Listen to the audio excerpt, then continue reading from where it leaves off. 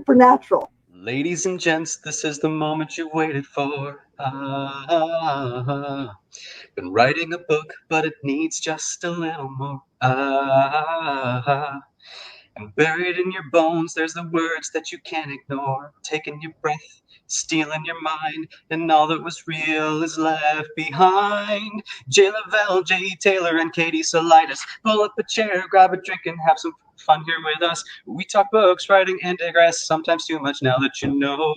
Tell me, do you want to go where we talk about the author biz? Yeah, we cover almost all that there is, where author dreams come true, and yes, that can be you. This is Spilling Ink. Yes. Nailed it. Perfect. Wow, what was that? That was amazing. Wow. That guy had the voice of an angel. That was incredible. Man. Now, was it Thor level God angel, God space pirate, or just a standard angel? I love the space pirate thing. I'm not familiar with those references, so I'm just going to go with standard angel. Yes. Standard olive oil making angel. Archangel. I'm glad you could get Uriel to croon for you. I think at one time he did a one to the tune of the Little Mermaid. Actually, speaking of Ariel, I think he did. I think he did. Archives. I think you're right. Yeah. Maybe last time he was on. Well, welcome to the show, everybody. Welcome back to Spilling Ink. It's so good to be here, and Brian Tan's here with us tonight. I know that this is probably the first time any of you have ever seen his smiling face, but he's here. Yeah, that was. You got the wrong side. You got the hockey tooth side. Hold on. Yeah. Well, you know what? That smile kind of reminded me of when Arnold Schwarzenegger smiles, and it's like, that was scarier than your normal face. Well, you're shaking so hard trying to force the joy. Hey, there's Derek right there. I want to go where the authors are. I want to go where the authors are. Well, before we get into this very serious... Brian and Derek together on an episode, the Spilling Ink sing-off. Ooh, that would be good. Yes, because Brian can sing as well. That's true. Derek, I know you're out there, Derek. Let's set this up and make it happen. You each prepare a song about us, of course, and then it's like a competition, and we award something to the winner, like a Spilling Ink T-shirt, maybe. I'm not sure. Yeah.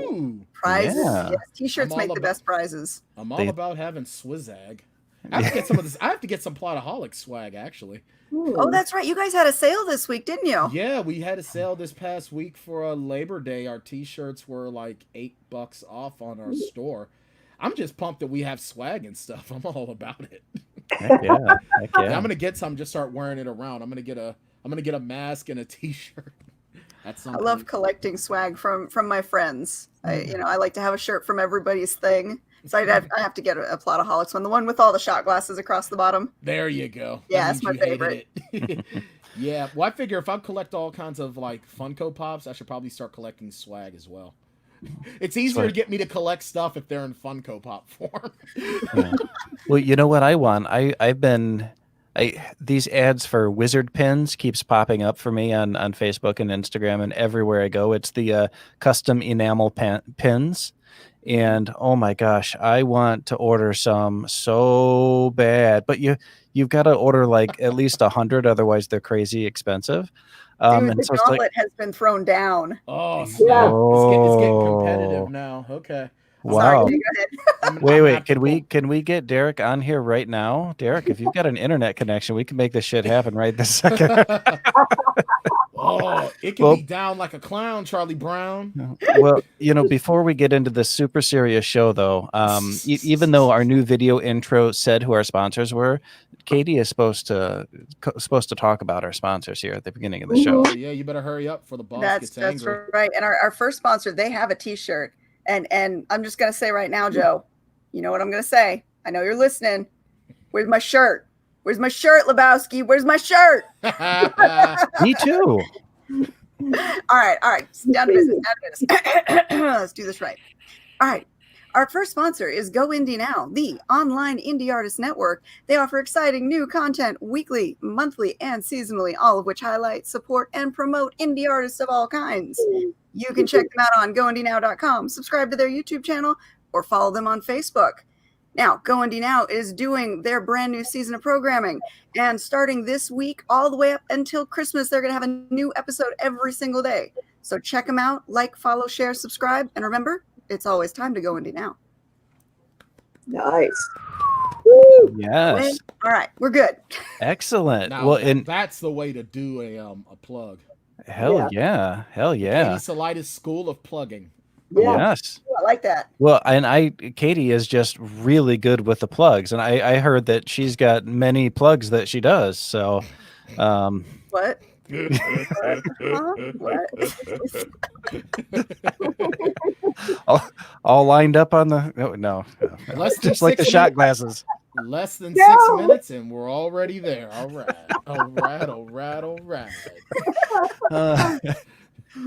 Oh goodness. Well, how are you guys doing? This is like 6 months now that since everything drastically changed in this country, and I've got to tell you, I've always known not to come right out the gate and be heavy or anything, but I've always known that there have been problems in this country. But this last year, it just seems like it brought a lot of things to the forefront, and it's gotten me so fatigued, not only caring about different things, but, writing about different things or being frustrated at this or that, or trying to console other people. And so I'm in this weird state where, Rebekah and I just finished co-writing a book, but even working on that project with another creative person, I just feel so emotionally drained. Like I don't have much left for creativity anymore. Have you guys experienced any of that, over this last year? Oh yeah, 2020 can eat a bag of dicks. Yeah. I'm sorry.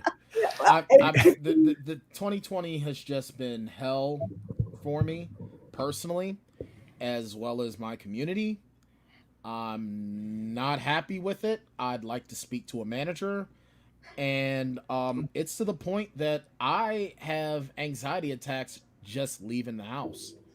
Like, I've always got a weapon on me at all times, just in case. And the thing that sucks is that even if I have something for a little bit of extra protection to protect myself against fellow civilians, that could also get me in trouble with the authorities. So I don't know which way to turn. So I don't even like leaving the house. And it really sucks when you have to have a discussion with your 12-year-old about why such and such died, why people felt the way they felt to kill a person, and why people feel the way they feel anti-people that look like us.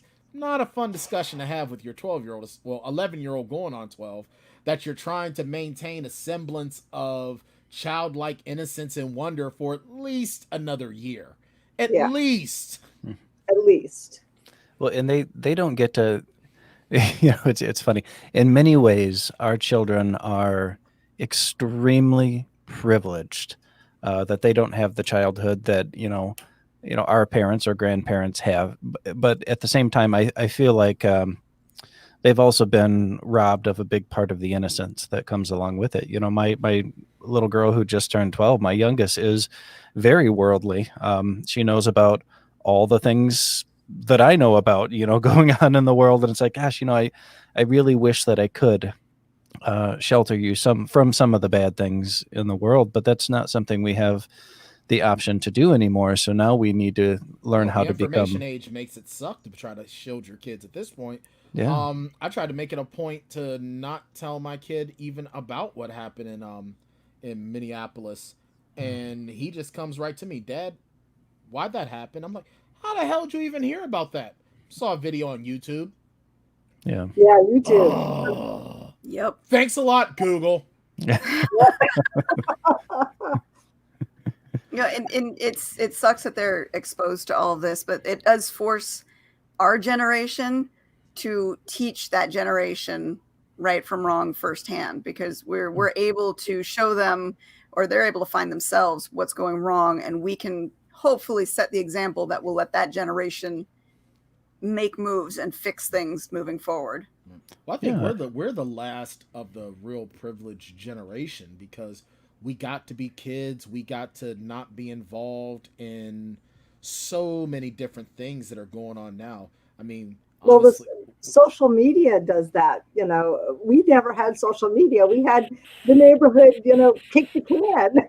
Oh my God. If we had social media when we were kids, life would have sucked so hard. Yeah. Life would have been horrible.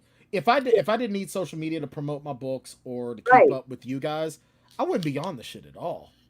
God, well, I know a lot of people that aren't for that. It's full of so much misinformation and negativity and bigotry and prejudice. I hate it. Hate it. And I sound like an old fart saying this, and I am old. I'm 40 years old now. I'm older than you. What are you talking about? You are a young.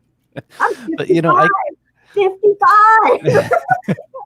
But you know, I can be having a perfectly good day. You know, I'll be out on the back deck reading, or we go for a walk with Heather and Emma, and just kind of doing things. And when things calm down, or when we're not engaged in activity, I'll flip this open, just like most of us do. And all of a sudden, I'm scrolling and I'm scrolling and I'm scrolling, and I can almost feel. I almost feel that meter inside me being depleted more and more. It's like, oh my God, why do I keep doing this to myself every time, when I know there are so many more enriching things out there?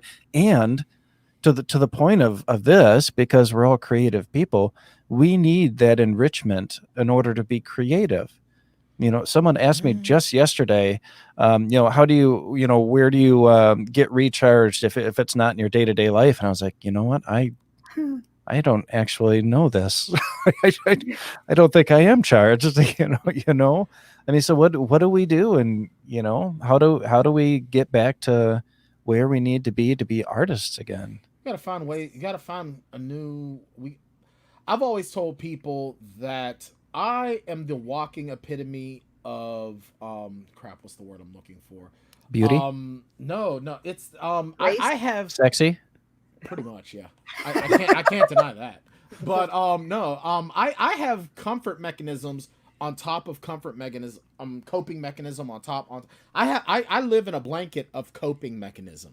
So now I just have to find a brand new coping mechanism to be the next layer. I have so many layers of coping mechanism right now that if it took physical form, I wouldn't be able to move. It would just weigh me down completely. So it's like a weighted blanket then. Exactly, except this weighted blanket would be my body weight. And while I can deadlift my body weight, it's not something that I want to walk around in. I'm not frickin' Goku, nor should I have to be to exist. So what we do, Sharon and I do, we binge TV shows, and I play Xbox. Sometimes me and Shane Wilson will start playing Fortnite, or I'll play insert video game here that I'm in the mood to be bothered with. I mean, yeah, I write. I try to write. I haven't been able to do a lot over these, 6 months. I got one book done, which Katie knows for me, one book in 6 months is not a lot. Shit, I'm not even close to having a book done. Yeah. So it's just like, I got it done. It was like pulling teeth. But once I got into it and forced myself to do it, I got back into the flow. That's the forcing of it was awful. And I'm like, trying to force the creativity, but if you don't use that creativity consistently, it gets more and more difficult to pick it back up and employ it. And I usually have a very small period of time between books, what I call my downtime or my morning time from one series to another. But this was just elongated, and I think it was, COVID brain and all of that that we had. Well, and you've got a good point there, Jane, and so does Derek, who just commented. He said, I've heard rewatching favorite shows is helping some, and that's actually, we might have mentioned that on here before, but That's something I read has to do with people that have high anxiety, that watching shows they've seen many times is actually calming, because you don't have to wait for anything new. There's no suspense. It's just something that's comfortable for you. But I think that, Jane, it's not necessarily a matter of use it or lose it, but yeah, I think that you definitely have to practice that creativity, just like you were saying. Otherwise, you get out of it. And Rebecca and I were just under deadline, a deadline that I didn't know existed, by the way. Thanks, Becca. Actually, That's probably lovely, huh? probably smart not to tell me there was a deadline to begin with. And then all of a sudden it was 10 days away, and there was an enormous amount of work that had to be done. And I totally shut down for a couple of days. I was like, I'm not going to be able to do this. Is not how I work creatively. And I haven't had to make myself push for a year. I haven't tried to actively produce anything. And so all of a sudden you're in a situation where it's like, well, it's time to be creative again, and you just have to turn it back on. But, thank God, Rebecca is very creative, and she was able to just start pounding stuff out and really plugging away and pounding and then plugging and pounding and plugging. And that really got me going, all of her pounding and plugging. And that got me writing again until I could finally start getting stuff done. Like I said, after all the pounding and plugging by Rebecca, which was a really intense pounding and plugging by Rebecca. I can't be made to do something. If my brain ain't feeling it and my muse ain't feeling it, it ain't getting done. And I am the stubborn mule. If you try to force me to do something, it ain't getting done. And after a while, what I'll do is I'll either make excuses or I'll say, I'll keep trying until I finally get mad. Just like, look, just leave me alone, okay? It's not happening. Jesus!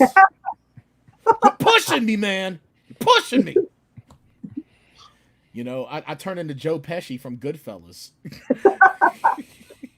And next thing you know, I'm like earlier today, like something as small as I'm fed up with the way people park in the parking lot near my apartment. And that just totally threw off my whole day. And I was just angry at everything and everyone. I flipped off some lady that almost pulled into me in the one lane, and I yelled at her. And it's like, leave me alone. This is horrible. Your existence angers me. Why? Why do you do this? I'm important. Leave me alone. I mean, I'm not important to you, and I understand that, but God damn it, you're bothering me.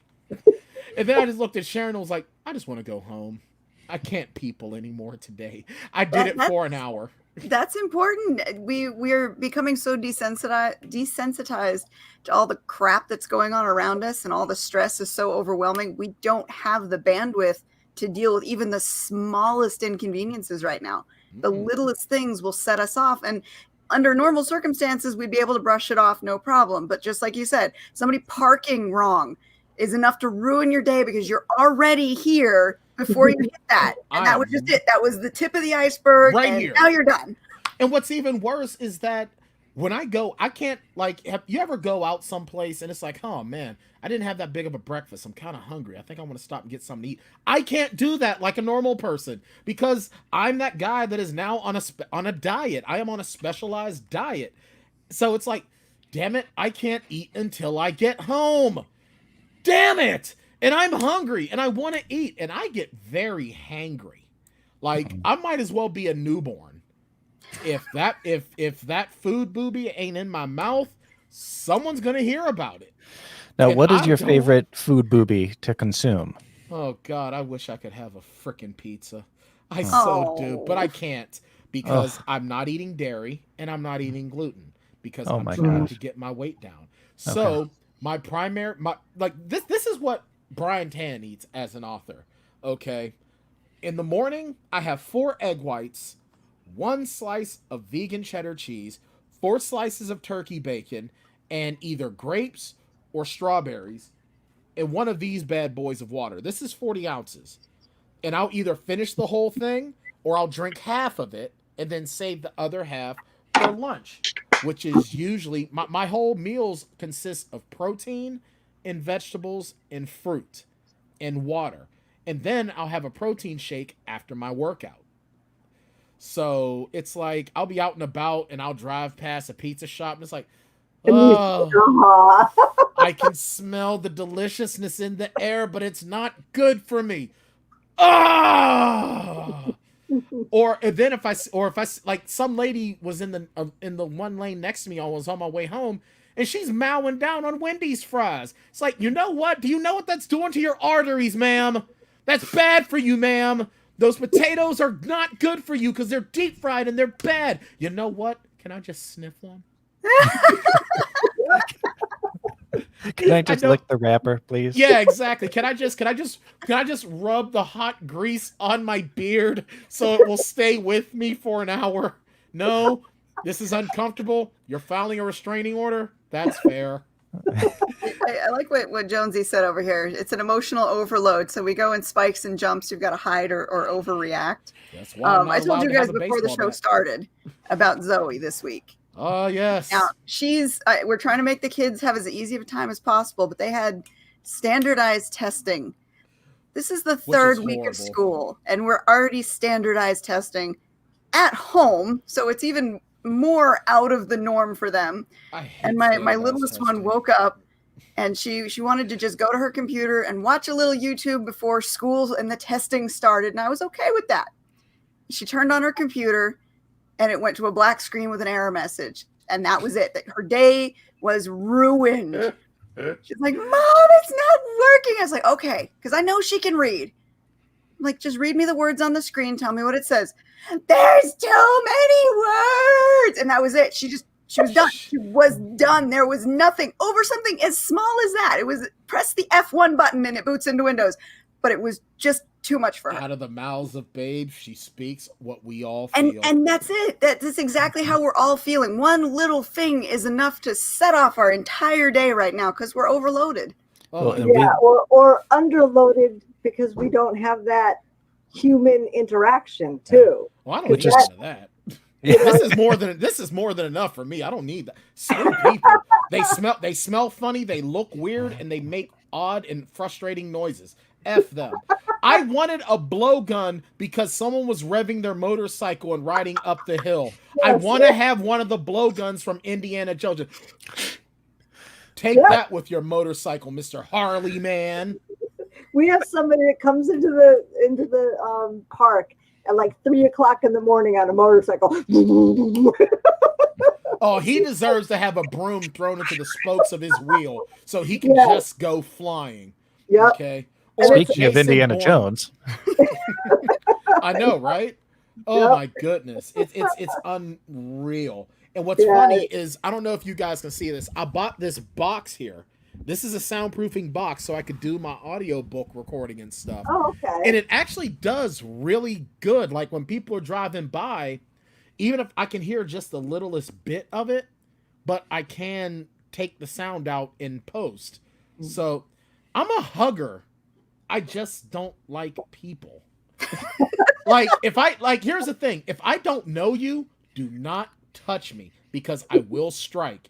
At first it will be verbally, then I will put a hand out to stop. And if you keep coming, I'll probably throw a punch. Mm-hmm. I almost hit an old lady that goes to my sperm donor's church because she was like, "Oh, I know your father." And she was like coming to hug me. I said, "Not while I'm at work." "Oh, but I know your father." "But I don't know you. Don't touch me. I don't like being touched." And she tried. I was like, "Please just go. Please just go."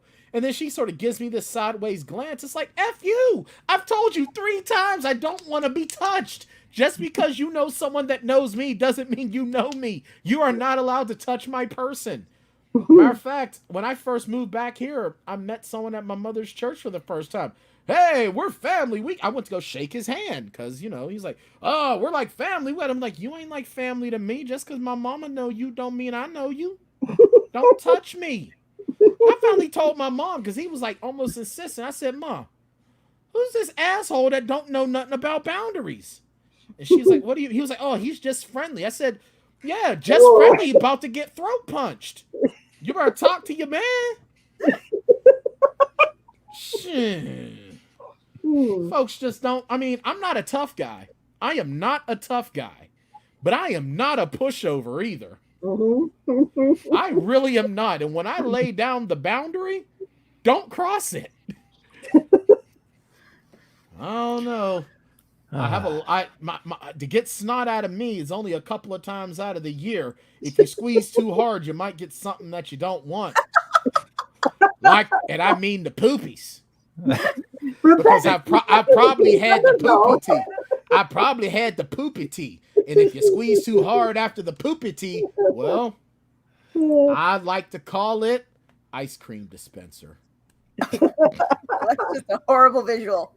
Man, just imagine when I first took Brian, we first brought Brian Jr. home from the hospital, and he was constipated, and I put the warm washcloth on his stomach, and he wouldn't stop going. He filled 4 diapers, and at one point, this couple-day-old baby was actually like contracting his muscles. He had the muscle control to be like, hey, if I do this, more comes out. I'm like, no, stop. And he's just kicking his little legs, having a ball. It's like, oh, why? I love that kid. He's actually, I'm having fun talking about him now because he's actually officially in black belt training now. So awesome. I'm totally pumped about that. And that's actually what I do. I think that's one of the things to answer your question about as a creative person, how do I calm myself, is that I think about funny memories or little things like that to keep myself from completely going outside of my mind and becoming some of the characters in my book. Mm-hmm. Because if I become those people, well, you're probably never going to see me again unless you come for visitation. Yep. I think the boss is trying to tell us something. Yeah. This is a show about writing, right? Oh, wait. The other boss is coming to our rescue. Hey, I mentioned about writing, all right? Yeah. Just because you missed it because you had to wash your hat. Don't bring it here.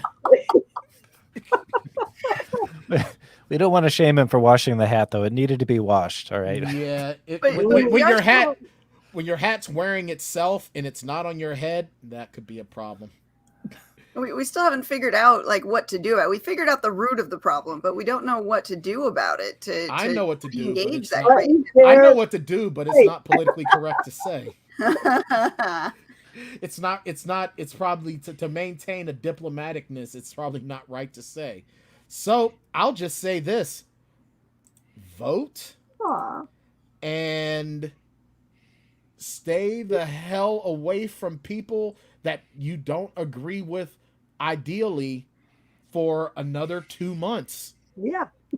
And then give them another few months of a wide berth, one way or the other, until we get into a new normal. Mm-hmm. And maybe I've been utilizing that mute button on Facebook so much that I'm only now seeing, I think, about 10 people. I've done a lot of that, and I'm just doing pretty pictures, funny memes, covers. At this point, I'm not even book promoting at this point because because Richard and I, we don't know exactly what we're going to be doing for re-release. I have one book out in re-release right now, and I'm not spamming the same copy and cover, and I haven't had a chance to do some of the things that I want to do for marketing. So I'm not going to be spamming the same crap over and over and over again. So I'm just posting my workout stuff. I'm trying to inspire people by my path of my own journey of not being fat anymore. Well, and that's part of, no more turkey neck, less turkey neck. That's part of the marketing plan. When people talk about marketing their work, there's the 80-20 rule. 80% is supposed to be you being engaging, whatever that means for you, being real, posting about your life, posting about things that are inspiring, whatever. It's 80% of the real you, 20% of, hey, by the way, I got a book. Yeah. Right.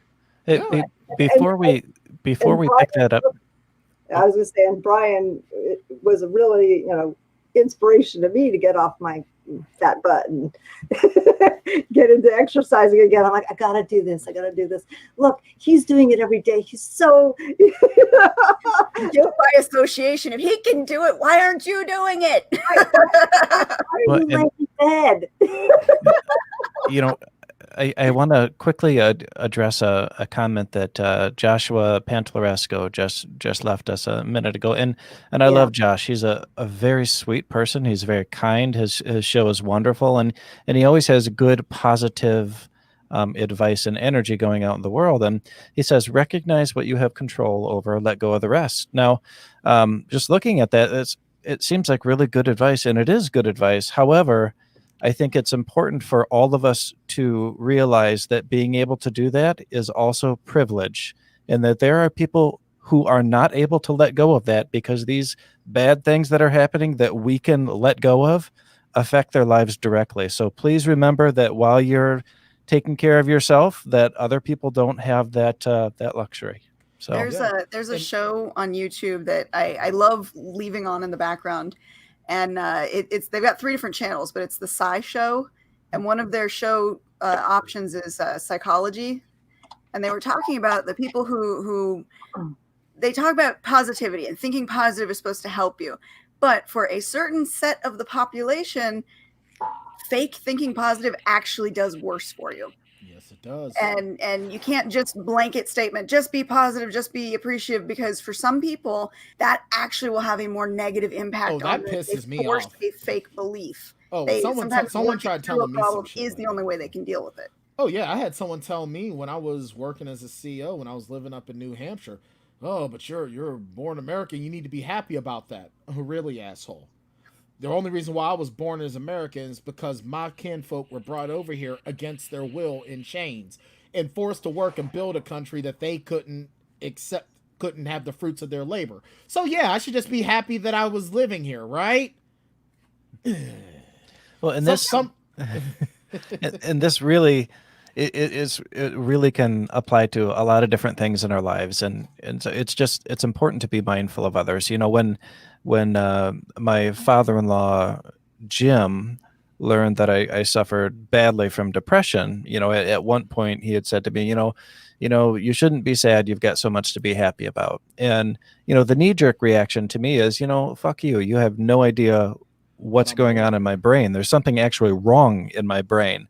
But in reality, he was trying to say something that he thought was nice, only he didn't understand what he was dealing with. So I think that understanding is something that we all could do a lot better with, so that we can be sympathetic to what people are going through. It's very, very easy to come from a place of caring, but still do just as much harm as if you were coming at someone negatively, because you don't know. That's just like, and I actually made this mistake myself. I'm not perfect. There was a young lady that I knew that had just had an abortion. And I made a comment about being happy with life. You know, why are you so upset? You're alive. Be happy. And she flipped the fuck out, never spoke to me again. And I get it. I know what I was trying to say, but I also see how she took it. And that was a jerk move on my part. Now, I also did not clue in. I didn't have knowledge that she had just had one, but in knowing that, in being able to tell that there was something wrong, I could have said 1,000 different things to try to just be caring and understand. Instead, I said the one thing, you know, and that's the thing. You never know what someone is going through, and sometimes you just gotta just pack it up and just say, hey, is everything okay? Or do you need to talk? You know, sometimes just listening is enough. Sometimes just like last weekend, my mother-in-law looks at me and goes, huh, you look a lot more muscular than usual. Are you exercising? And I'm like, now I'm like, all right, people notice. Sharon was like, are you serious? That's all he talks about, and you can't. And it's like, I get both points. I get both of their points, and it's like, there's another case. Sometimes you just gotta watch what you say.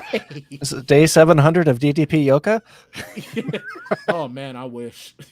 I tell you the truth. I get Sharon's point though, because I people who talk about the same thing over and over, if you're around them, there is no way you shouldn't have picked up on that. Right. And that's what I get. It's like, that's all I talk about. Literally, it's all I talk about. But I also get, she's older and, and she, in her mind, she's saying, I see the results of your work and you look good. It's just that she worded it in a way that Sharon didn't like. I just thought it was funny. I love Francie to death. Francie is funny, even though she's a pain in the ass as a passenger in a car, but she's hilarious. I think she's hilarious. See, that speaks to the root of the problem, though, because it's that we're overwhelmed and we're prone to jumping at the slightest thing, but we're also so worried about what we do and say offending someone else. It's like, what do? You're catch-22. No matter what you do, you're screwed right now. Oh yeah. Well, it's just like I flipped out on a woman in a training when I was going for corrections as a corrections officer, and the woman referred to me as African American, and at the time that offended me. And I said, look, don't call me that. And she goes, well, what should I call you? I was like, you can call me Brian. Because at the time, I didn't know where my family came from. I didn't know if we could have been Jamaican. We could have been from Trinidad. We could have been from anywhere. Come to find out that I'm actually part Nigerian. So I guess it's relatively accurate. But at the time, it's like, don't single me out. I don't need you to single me out as a black guy. I could look around here and see that the only other dark thing in this room are pants. I don't need you pointing that out. And I think that it's I think that's an underlying issue that we have in this country when it comes to anyone that, and I don't mean to offend anyone, but if you're not white, Anglo-Saxon, Protestant male, you don't know how to talk to people. And even worse, if you're a person of color, people don't know how to talk to you. And for so many generations, the way to interact with people that has been passed down isn't the way to go. And it's like, so everyone's like, oh, well, everyone's so easily offended. How am I supposed to talk to anybody? It's not so much that people are easily offended. Why are you just talking to them as a person? Yeah. It's like you have been taught a particular way to talk to people, and you've been taught that that's acceptable, but it's not. And while you cannot be faulted for not knowing, you also can't fault people for being upset with how you're talking to them, because we have people talking to us that know how it's not right, and they do it anyway. Just like guys catcalling women. And guys are like, oh, I'm just paying you a compliment. Now, in their mind, they're just paying a compliment and being a guy. But to the woman they're catcalling, that's triggering her to a past experience. And she's being objectified. And she doesn't like it. So it's like, instead of you taking how someone responds to what you say as a slight on you, why don't you understand how what you said was a slight on the person you're talking to? And maybe, just maybe, get your head out of your ass and realize. Well, our generation, too, we're paving the way. But our generation is a hell of a lot more comfortable going, hey, what can I call you? Right. What can I call you? And that goes for anything. It goes for skin color, religion, status, binary, non-binary. It goes for any of that. We're a lot more comfortable, at least in our generation, of saying, hey, just tell me what to call you. Right, because we are, and Jane, you're a little bit older than the three of us, but we're still relatively in almost the same generation, right? Where, like, all right, so you were still a kid when a lot of these changes were starting to come around, and we really grew up in them. So you were in a young enough age that you could relearn some things, right? And with us, as it became way more, as more people, as sort of segregation and everything were gone. Hi, Tanya. Late 60s into the 70s, and more people were around each other, our generation started learning how to interact with different people. Right. And that's why it's easier for us, because we know how. The previous generation were only around the same. How folks ain't all just inbred at this point, I don't know. Maybe we are. That's why we so crazy. Well, and Brian, we also have this generation, and our children are benefiting from an expanded language and expanded vocabulary when it comes to different cultures and peoples around the world, and gender and sexuality. And I think that's very important because and I've spoken with many activists on the other podcast, and they all tell me, when you ask how can you help, they'll say listen, because people will tell you how you can help. They will tell you how to treat them if you listen. Just like you were saying with guys catcalling women down the road and being offended when they're mad about it. If you just listen, if you actually talk. It's a little thing that I like to call, in one of my tanisms, read the fucking room. Read the room. If you say something and the face is sour, you said something wrong. And when you see the sour face, say, you know what? I'm sorry. Yeah. Quit being afraid to apologize. Put your ego aside. Oh, Derek, I completely disagree with you. I so disagree. Oh, here's the Derek. thing. Katie, here's the thing. Katie is one of my favorite people on the planet. But if she wanted to talk on the phone every day, I'd probably sneak something into her home. Like what? A wacky waving inflatable arm tube man with knives. Because I don't like being on the phone. I love my mother to death. I'm not talking to her on the phone every day. I can't do the phone. Yeah. Heather I do a lot of phone calls. I maybe it's because I'm 55 and it's the age that 55. Do you have one of those phones that you can twirl your finger in the cord still? He said Jade has the rotary phone. Those were the best. I want one. Up until we moved to New Hampshire and threw it away, I had my push button little blue plug-in phone that we had in our bedroom at the other house. It was the only one that worked when the power went out. I wish that my cell phone had a rotary phone option. I'm tired of just tapping the buttons. I want to rotorize that shit. Hey, if anyone from Apple is watching, I want a rotary iPhone. Make it happen, Apple. Kids need to appreciate the phone on the wall in the kitchen with the super long cord. You have messed up because you took it to its max. And the little swirlies are now straight as an arrow. Or they flip the other way and then it doesn't curl right. Yes. Yes. And your mom is yelling at you because you done messed up another phone cord and they gotta go to either the store, they got to go to the phone company or to the store or Radio Shack to get a new one. And if you do it again, they're going to whoop you. They're going to whoop you with the broken phone cord. Yes. Yeah. And that's another thing too. When we're talking about, especially online, because people are so judgmental. If I have another person tell me that I was abused as a child because I was spanked, I am going to lose my damn mind. Seriously. You know what?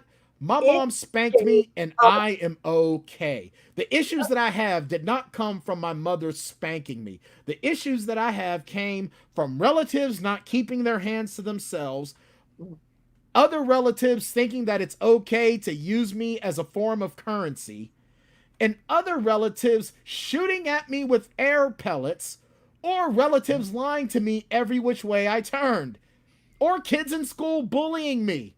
It had nothing to do with my mom whooping my ass when I got out of line as a last resort. Well, yeah, I think a healthy SWAT was...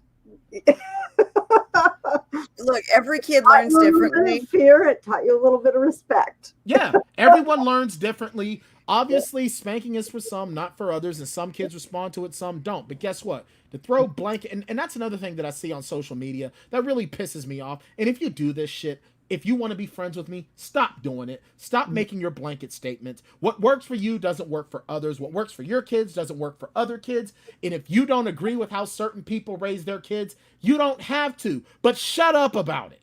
Yeah, because guess what? Just because you have a platform, sometimes it's best just to keep your opinions to yourself. It don't cost a thing. Because when someone does it to you, you don't like it. My ex-husband used to call them caring people. And I liked that term because they mean to do it for the best of intentions, but caring people often cause more problems than they're solving. Yes. And this is why our generation was allowed to go run out and play and have fun and be outside until the streetlights came on.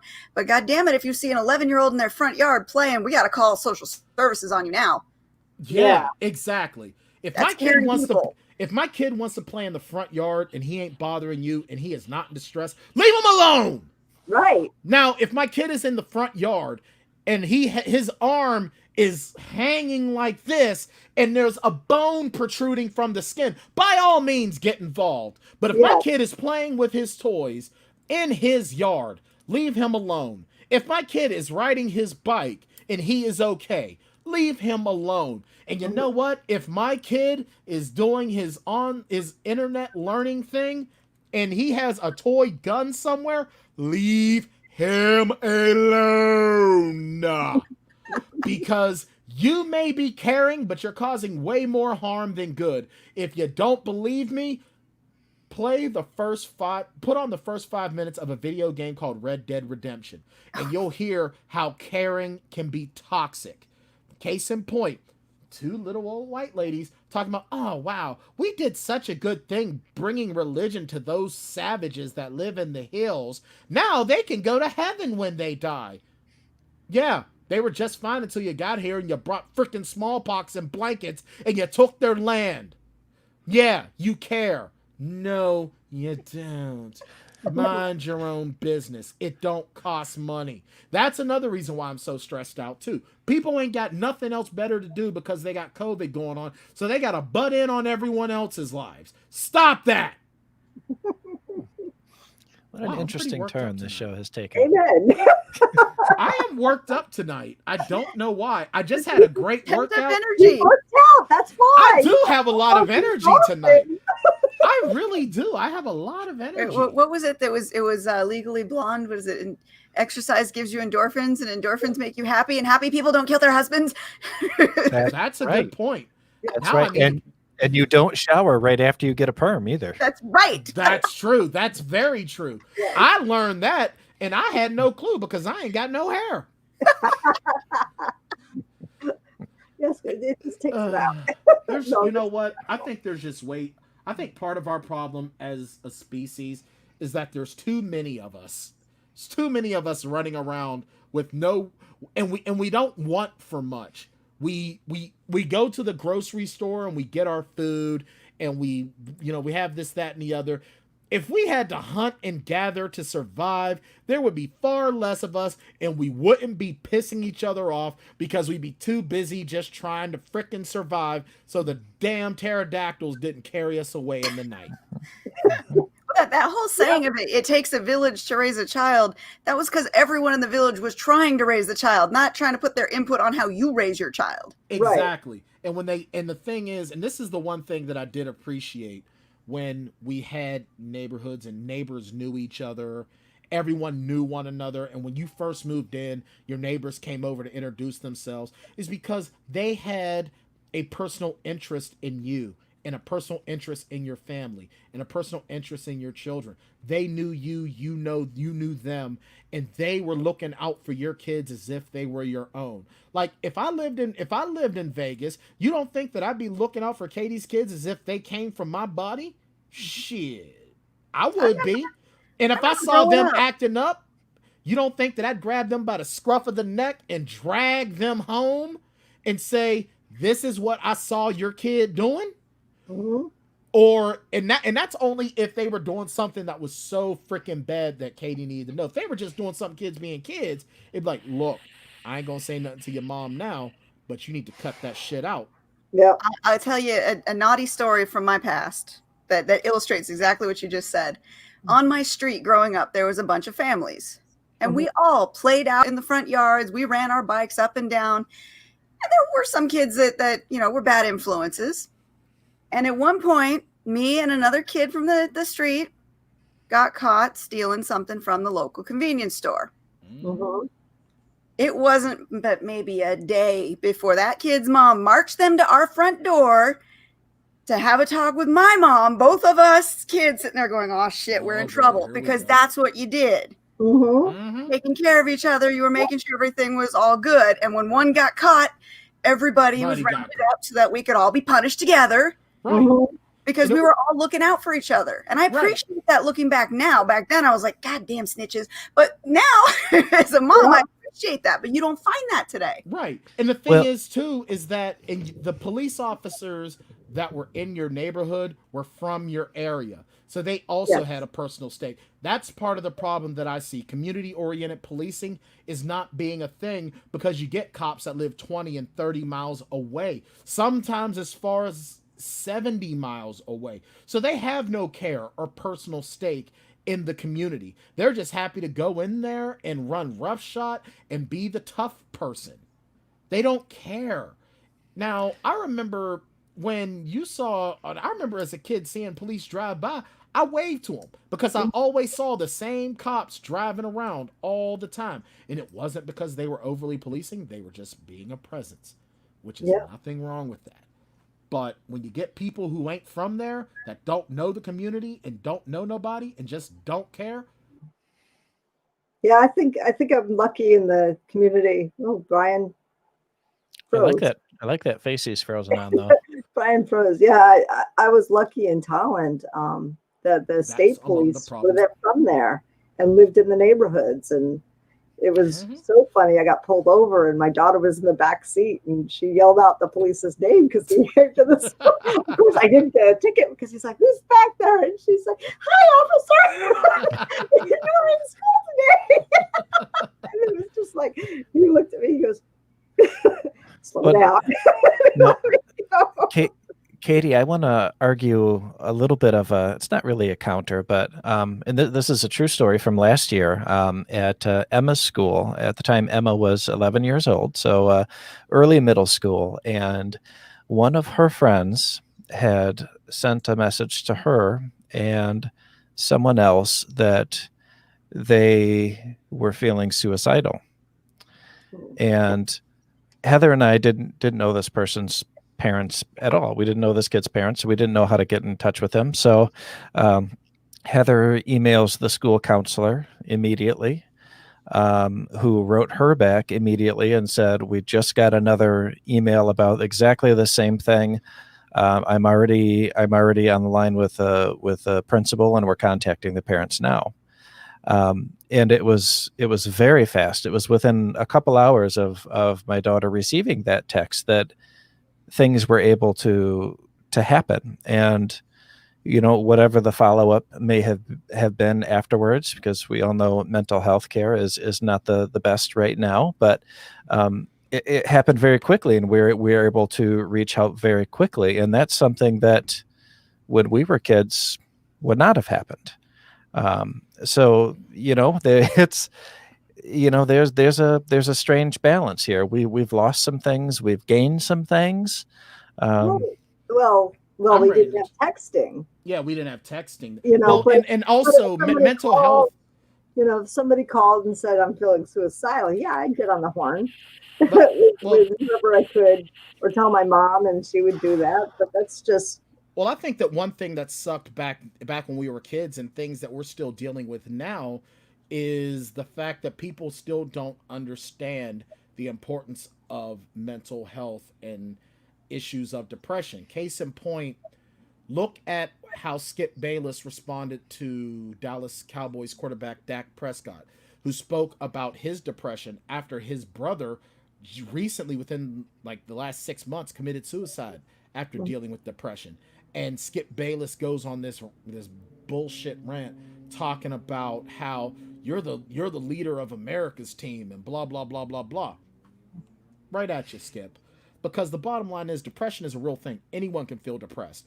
And telling him, well, you're supposed to be the leader of this team and there's no place for that, That's right up there with a particular individual whose name I will never utter because I will not give them enough platform, telling LeBron James to shut up and dribble. Or these other people that sit around and fester on social media and say, oh, well, you don't get to have an opinion because you're an athlete. Shut up and entertain me. No, it don't work like that. If you're depressed, you should not have a problem. There should be no issue at all with you seeking help and guidance. Right. And if you're having a problem like that, then that's when your community needs to get together and be there for that person to get them the help they need. And it's an atrocity that mental health care is in the crap state that it's in. I remember as a CEO, again, I have a lot of horrible stories from being a CEO. When the state hospital in New Hampshire was shutting down beds, we were getting a lot of people in the jail that should have been getting the mental health care they needed. Instead, we're keeping them in jail. You ever? We had a guy who had alcohol-induced dementia in segregation, screaming all night because he didn't know where he was, begging for us to call his uncle. And he couldn't understand where he was and why he was there. Because all people just want to say is, oh, you're just crazy. Yeah, you know what? Sometimes, so you can't just say, oh, that person's crazy and walk away. They need help. Mm-hmm. I mean, gee, I started seeing a therapist after George Floyd's death. God says, why are you seeking counseling today? I said, because I'm a black man in America and I'm scared as hell. He goes, okay, that makes a lot of sense. Mm-hmm. Yeah, because I could be the next hashtag. You never know. Shit, I had a nightmare that a cop was abusing my son, and I attacked the cop, and my son watched me die in front of him. That was a horrible dream. That was a horrible dream, but that's the shit that's the stuff that kicks around in this big nugget sometimes with everything that's going on. And while I agree in part that there needs to be a ton of change in this country, and some of the main ways to get change is protesting, while I also believe that destruction kind of takes away from the message, at the same token, there's only but so much that a person can take.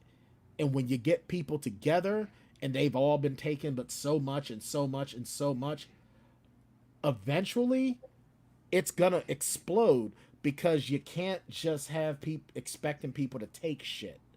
That's why most of the historical shifts in societies follow points of huge violence. Exactly. Because at some point, talking about it and hearing somebody speak about it and raising your voice just doesn't do it.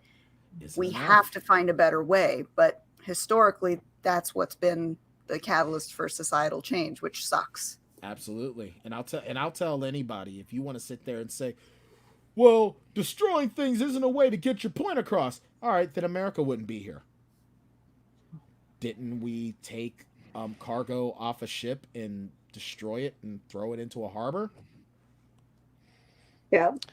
We are on the wrong path here, my friends. Yeah, Brian, we are not on the wrong path, but we are on the wrong path for this show right now. We've got to.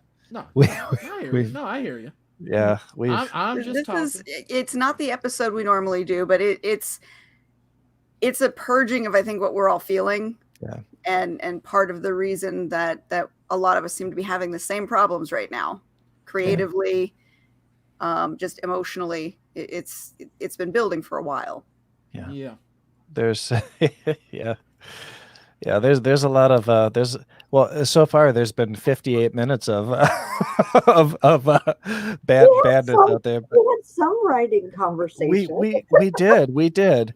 And and this stuff is someone might be getting ready to research do some research for writing something involving stuff like this. So they've getting 59 minutes and 14, 15, 16 seconds of quality research. 100 years into the future, this could be a historical video that's played in classes. Yeah, people are Talking like, about the effects of the. why wasn't that angry bald guy heard from more? Nah, because he's more of a goof. We're making history, people. Oh shit! I'll take it. Yeah, yeah. I have somehow raised. Well, I'm proud that I have raised kids that are very intolerant of BS, and they've threatened to do violence to people's yard signs and stuff like that. I'm like, no, we don't commit crimes in this family. You can think bad thoughts about other people, but we don't commit crimes. We're not going to do it. Yeah. If a person has a particular sign in their yard that you don't agree with, just drive by. Yeah. Know, when That's people their are house. telling you, when people are telling you who they are, believe them and move on. Yeah.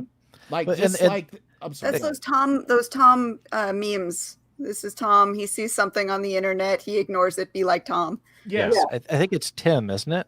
Is it Tim? I think it's. Tim. I just saw a Tim. Wait, there's a big difference between a Tim and a Tom. Okay. Tebow? It's a stick figure dude. Stick figure Steve in the house. Well, and Rebekah brings up a good point. She's saying in the future, when they're watching this, why is that man talking about booby food? Wasn't that invented till 2090? That's a good point. That's a very good point. Hey, if I could ingest all of my meals in boob form, I would be a happy man. Oh, Can you imagine sucking a turkey through a nipple? no, Brian. No. Guys, this has been a wonderful show. I've really enjoyed seeing everybody tonight. I know that all of you out there have just had a great time, especially with the last 45 seconds of this show. But now Katie's going to give you a word from our sponsor. Booby food. Hashtag booby food. Okay. All right. Serious time. Oh, that's a good point. Katie, good job showering and changing your shirt. Thank you. Here to Katie and the hygiene. That's right. No smell like a fresh submarine sandwich in the Salidas house. I swear every single time I've done a show with Joe, I've been wearing the same clothes. Oh, that's gross. All right. So, all right. Final sponsor for the night. Final sponsor. The wonderful, and see, there she is right there. The wonderful Rebekah Jonesy is our second sponsor who helps put the show on so we can stream it through StreamYard at Facebook and YouTube at the same time. Yay for that. That's Miss Rebekah Jonesy. She is the author of Realistic Fantasies, both Sexy and Killer. And you can find both Rebekah Jonesy and Go Indie Now's information on the show notes after the show is done. We'll put them both on Facebook and YouTube so you can find out more about them. And definitely check out Go Indie Now's new lineup of shows every single day, a new episode until Christmas.